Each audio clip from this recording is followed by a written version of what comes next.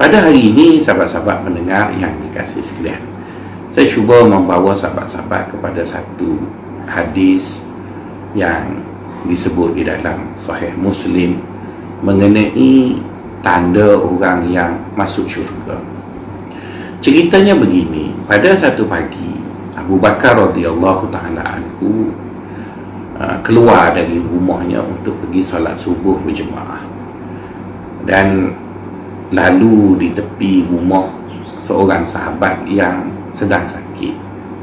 Oleh kerana mengeram sakit itu agak kuat agaknya, maka Abu Bakar terdengar suara itu, lantas singgah seketika untuk menziarahi sahabatnya yang sakit tadi.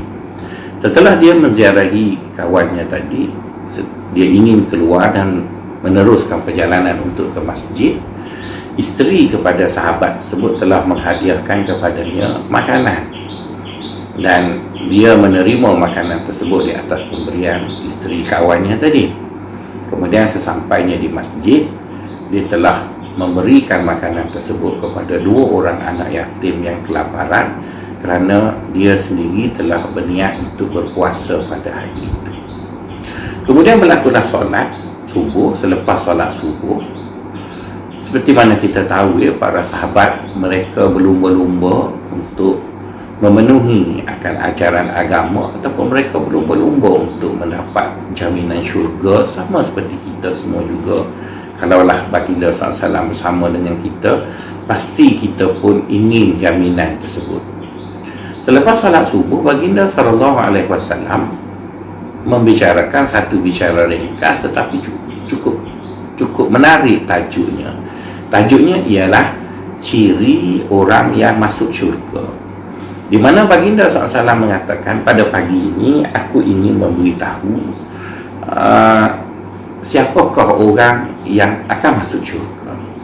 Maka rasa saya, kalau kita semua berada di depan baginda pada pagi itu, mesti kita akan rasa begitu teruja, kerana baginda akan menunjukkan kepada khalayak sesiapa yang memenuhi ciri tersebut.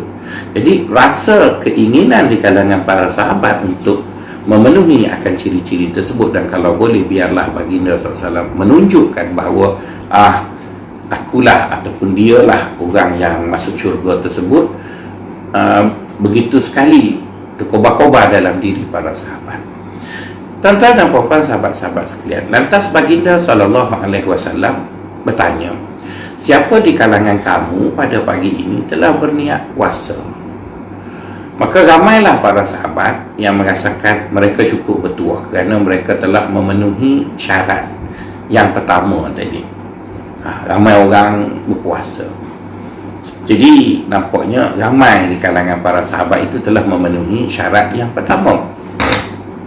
Kemudian baginda SAW tanya mengenai syarat yang kedua ataupun ciri yang kedua, iaitu baginda bertanya, siapa di kalangan kamu yang telah menziarahi orang sakit?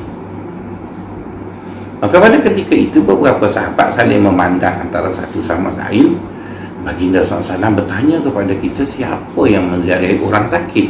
Sedangkan ini solat subuh, bukan solat asar. Kalau solat asar mungkin kita ada masa untuk menziarahi, ini solat subuh.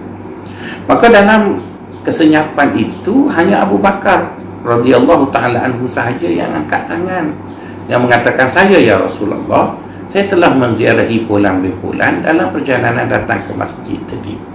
Jadi baginda SAW mengatakan, ya Abu Bakar.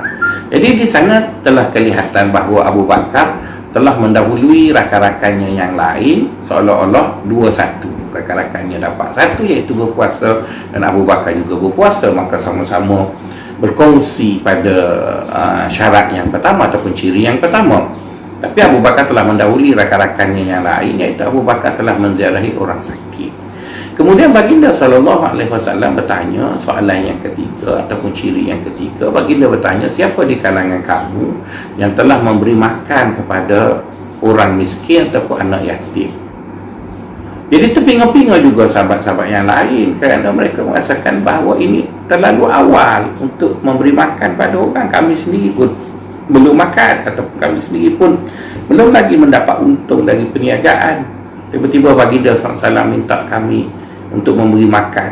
Lantas dalam kesenyapan itu Abu Bakar radhiyallahu taala anhu mengangkat tangan dan mengatakan, "Saya ya Rasulullah, saya datang ke masjid tadi, saya lihat ada 2 orang budak yang lapar, anak yatim, maka saya beri makan kepada budak tersebut."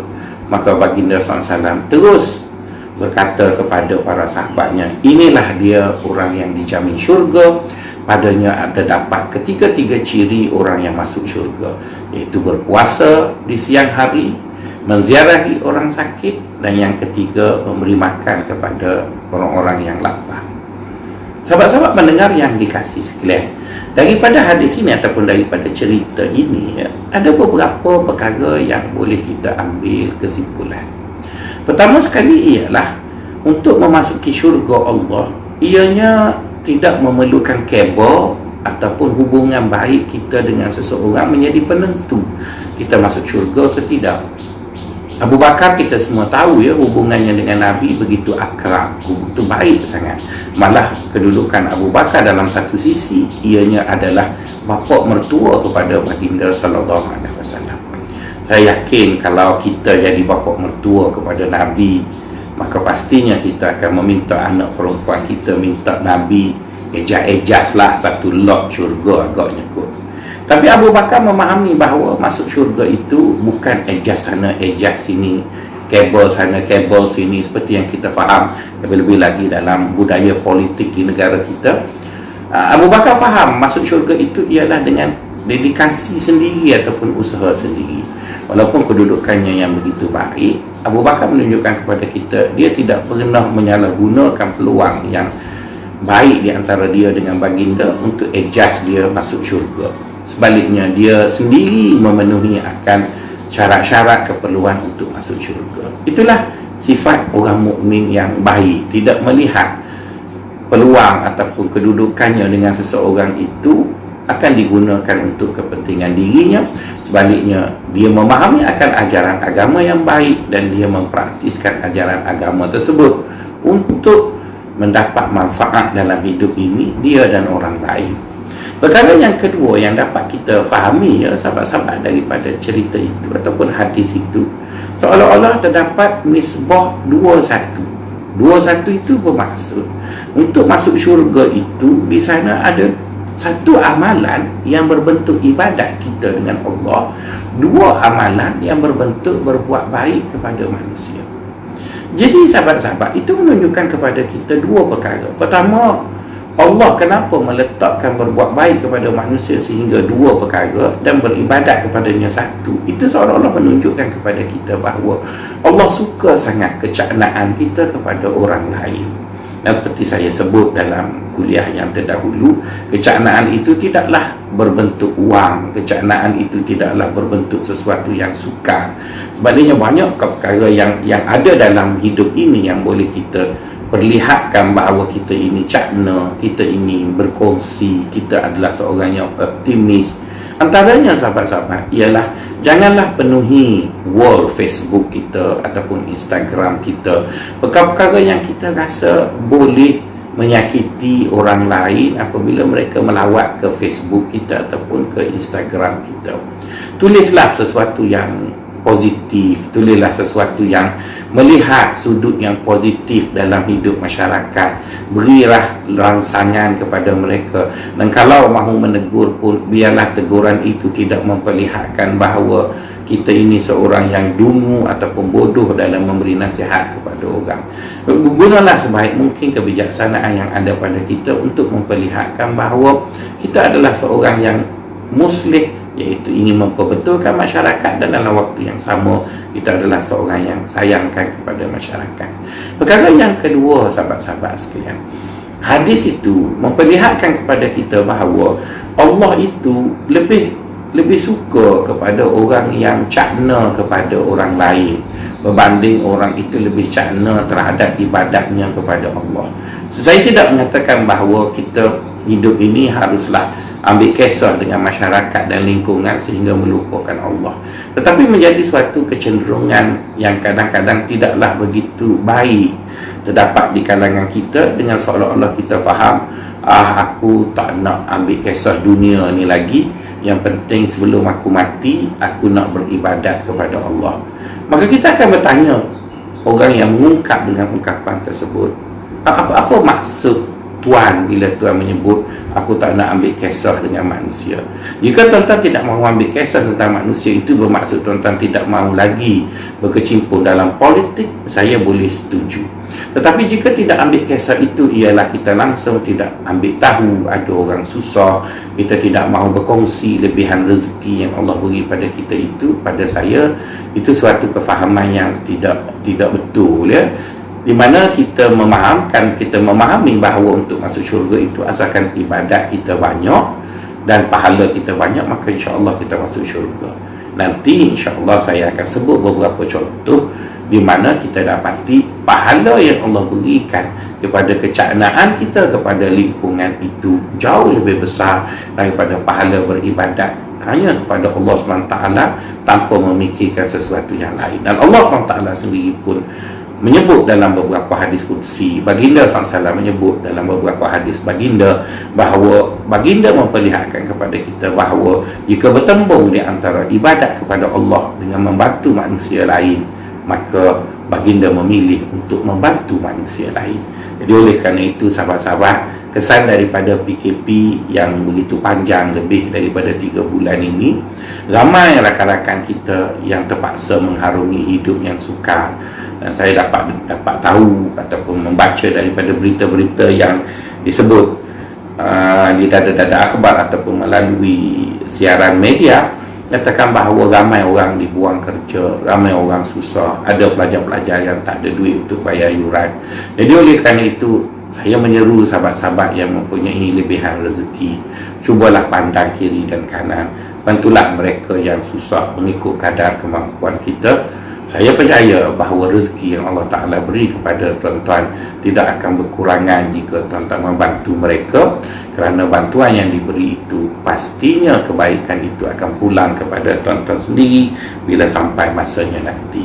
Saya mendoakan kepada diri saya, ibu bapa saya, isteri saya, anak-anak saya, sahabat-sahabat semua dan seluruh umat Islam, semoga Allah SWT membimbing kita untuk menjadi manusia yang suka berbakti, membimbing kita untuk menjadi manusia yang suka melakukan kebaikan, membimbing kita untuk menjadi manusia yang melihat sesuatu pada sudut yang positif. Dan insya-Allah pembudayaan itu jika subur dalam masyarakat kita, kita akan dapati banyak perkara baik akan datang dan bercurah-curah dalam kehidupan kita. Percayalah kepada firman Allah Subhanahu wa taala, walau anna ahlal qura amanu wattaqau la fatahna alaihim barakatin minas sama.